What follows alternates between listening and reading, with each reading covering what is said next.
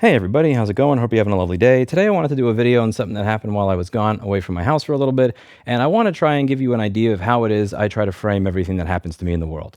I lead a very stressful life, and I have for a long period of time. No matter how much money or resources I have at any given instance, I'm always trying to do 3 or 5 or 10 times what I'm supposed to be doing for whatever the resources are that I have.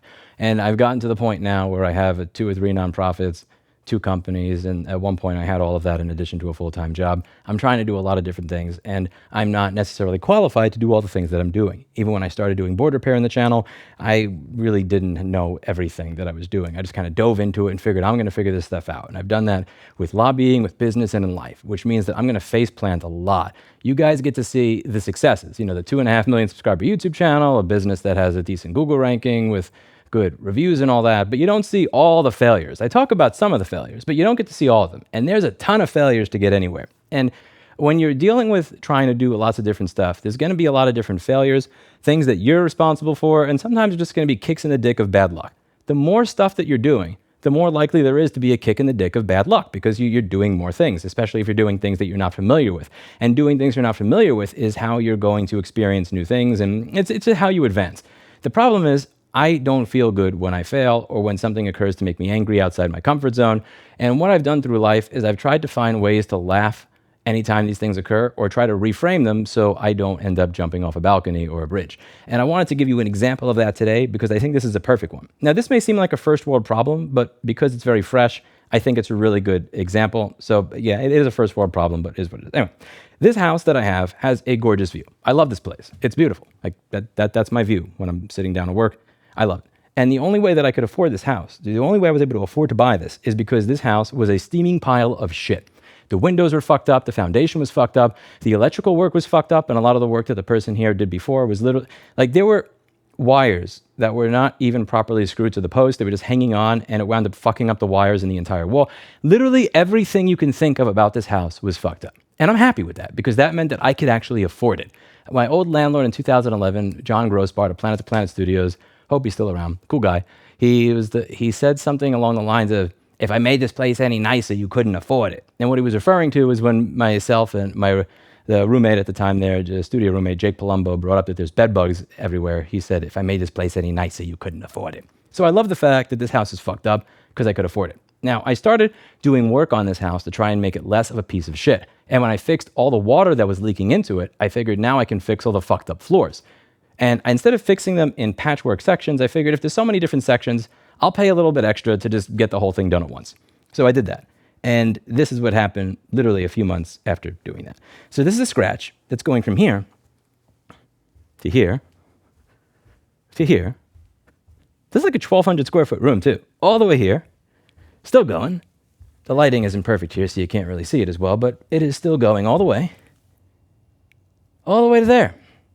And what happened is I left for a little bit, and when I came back, this is here. Now, people had to come into my house because somebody has to come by and take care of the Clinton. It got a little warm, so they turned the air conditioning on. And since I wasn't home, I wasn't able to see that the air conditioning line started leaking a little bit. A plumber came by to fix that, and and also somebody came by to do a little cleaning after that because it left a little bit of a mess. And when I came back, I see this. Now, because it was not one person, but 3 separate people that were in my house, I will never know which one was responsible for that. And of course, each of them has no idea how that got there.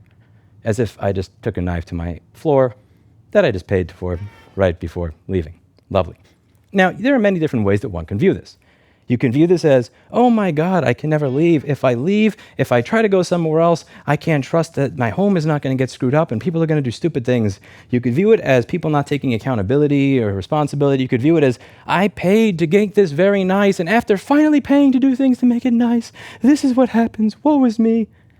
All right, there's many different ways to view this poorly. Here's how my brain views it. This is a kitty. His name is Clinton. And the reason that this scratch is here is because of him. You see, the reason that I needed somebody to come into my house is because they had to take care of the kitty. The reason that they had to have somebody come by to fix the AC is because the AC was leaking, which was turned on to make sure that the kitty could be cool during one day where it hit like high 80s, low 90s, and the window being open was not sufficient with a fan. And the reason that the person had to come by to clean is because of that. The reason that this scratch had to be here, the reason anybody had it in my house is because of him. I got Mr. Clinton in 2009. He is 17 years old and he is still alive today. How many people can say that their cat lived to 17 years? Lots of people have really amazing animals that are lovely, kind, caring. They take perfect care of their animal, and their animal doesn't make it past 10 or 12 or 13. And Mr. Clinton's making it to 17. He's going to be 18 soon, really. I got this cat like 2009, and I'm really happy to still have him. So when I see this here, my brain automatically tries to figure out a way to see it happily, and it does.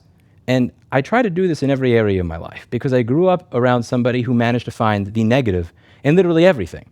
Now, I do a lot of videos talking about fucked up shit that companies do, and I try to rally people around issues that I care about in consumer rights. And I do that because I think I'm good at it, and I also enjoy seeing some positive change in the world. When companies actually change the way they behave, when people start fixing things and feeling like they own what they bought and paid for and feeling like they can make a difference, that makes me happy. But those videos that I do for 5 to 10 minutes a day where I talk about how a company did something stupid, where I'm talking angrily about the company that fucked somebody over, tried to sue somebody or anything else, do not actually make me unhappy. I live a happy life in spite of the insane amount of stress that I have all the time, and in spite of the fact that my kitty actually just did that, literally while I was recording the video. Yo, man. Because I always find a way to laugh instead of cry. My dad always used to say, you can either laugh or cry.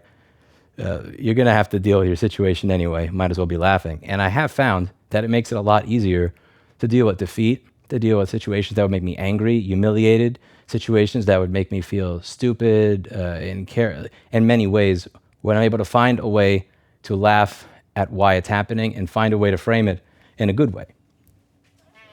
And the way every time I look at my floor at this point, I don't think about all the negative things.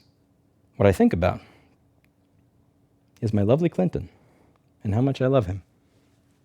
And how lucky I am to have a kitty that's made it to 17.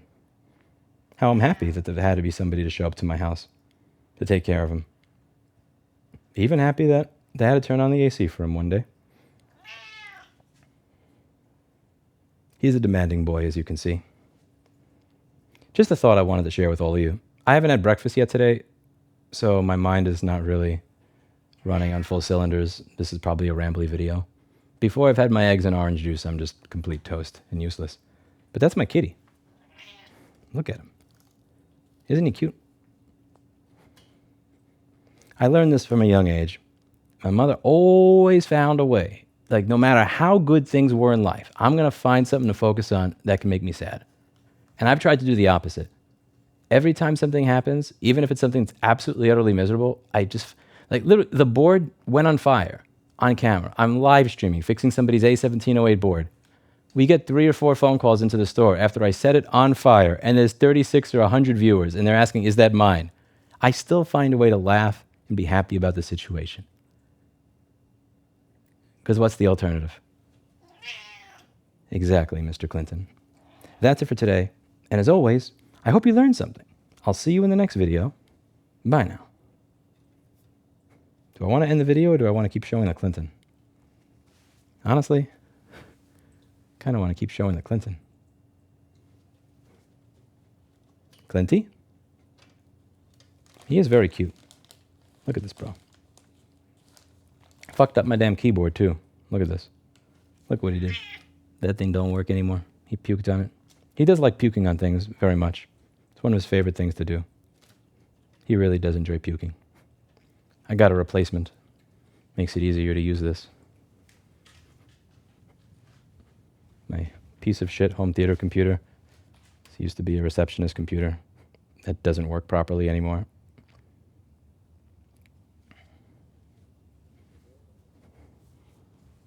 Little keyboard. See how he jumped up? Even though he's 17, he can still jump. Even though he's sick, he can still jump. These are the things that I'm happy and grateful for. And no matter how much things don't go right, I always think about the things that I have and the things that have gone right. And I focus on that. Because there's only so much control that I have over certain things in the world.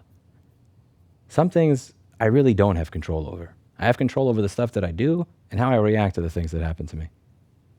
Something to think about. That's it for today. And meow. Meow? Meow. All right. Figure out a way to see the positive in shit. Always. What's your scratch? And how do you reframe it into something happy?